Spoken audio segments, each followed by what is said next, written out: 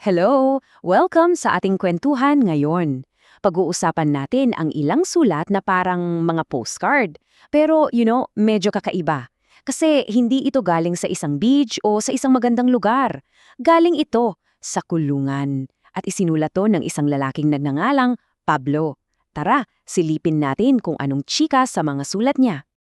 Okay, isipin mo to ha. Nakakulong ka. Siguro malungkot yon, di ba? Pero itong si Pablo, imbes na magmukmok, nagsusulat pa siya ng mga liham na puno ng saya at pag-asa. Nasa Roma siya noon, nakakulong dahil sa pagkukwento niya tungkol kay Jesus. Pero kahit ganon, gumawa pa rin siya ng paraan para kamustahin at palakasin ang loob ng mga kaibigan niya. Ang galing, no? So, ang una nating destinasyon ay ang lungsod ng Colosas. Dito nakatira yung mga kaibigan ni Pablo na medyo naguguluhan kasi parang may mga bagong teachers doon na kung ano-ano ang tinuturo at dahil doon, hindi na nila alam kung ano ba talaga ang totoo. Kasi ganito yung nangyayari, may mga nagsasabi sa kanila na, "Uy, yung paniniwala nyo kay Jesus, kulang yan, dapat gawin nyo pa to, sundin nyo yung rules na to." Kaya ayun, napapaisip sila, nag-aalala sila na baka hindi sapat yung ginagawa nila para maging mabuti. Nakaka-stress yun, di ba?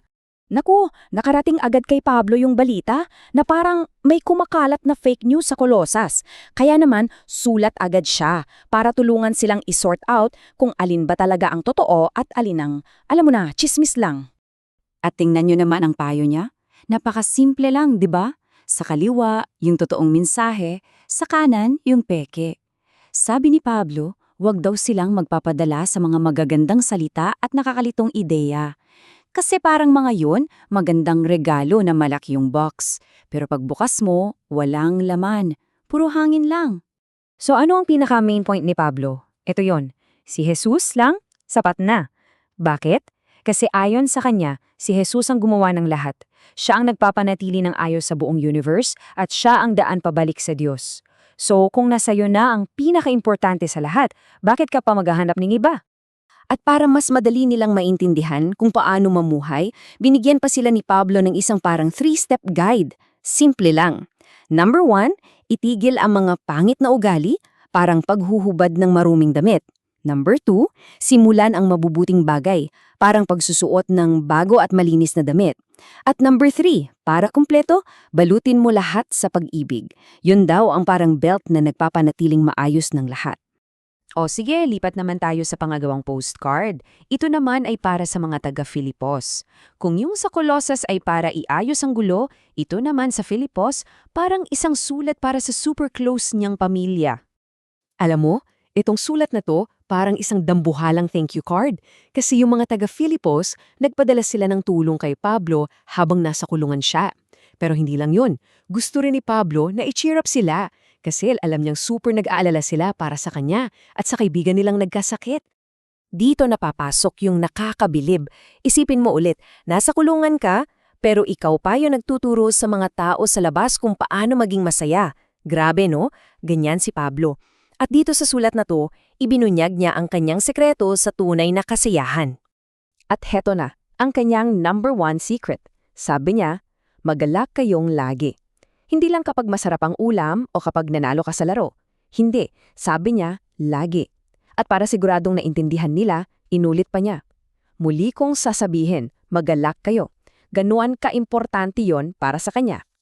Paano naman yung gagawin? Well, sabi ni Pablo, malaki ang kinalaman ng kung ano ang pinipili nating isipin. Para kang may remote control ng isip mo.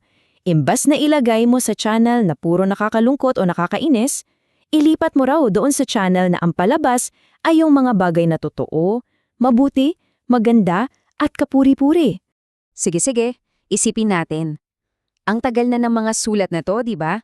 So, bakit pa natin to pinag-uusapan ngayon? Ano ang kinalaman nito sa buhay natin habang nag-aaral tayo, naglalaro o tumutulong sa bahay? Well, dalawa ang napakahalagang aral na pwede nating pulutin. Una, kapag nalilito ka na sa dami ng ingay at opinyon sa paligid mo, balikan mo lang yung simple at totoo. Si Jesus lang, sapat na. At pangalawa, kapag nalulungkot ka o nag-aalala, tandaan mo na may choice ka. May kapangyarihan kang piliin ang iisipin mo. Piliin mo ang mabuti. Simple lang, pero sobrang effective. Kaya bago tayo magtapos, may iiwan akong challenge para sa'yo. Gawin natin yung sinabi ni Pablo. Ngayon din, huminto ka muna sandali at isipin mo, ano ang isang mabuti, maganda o totoong bagay na pwede mong pagtuunan ng pansin ngayon. Yun lang muna sa ngayon hanggang sa susunod.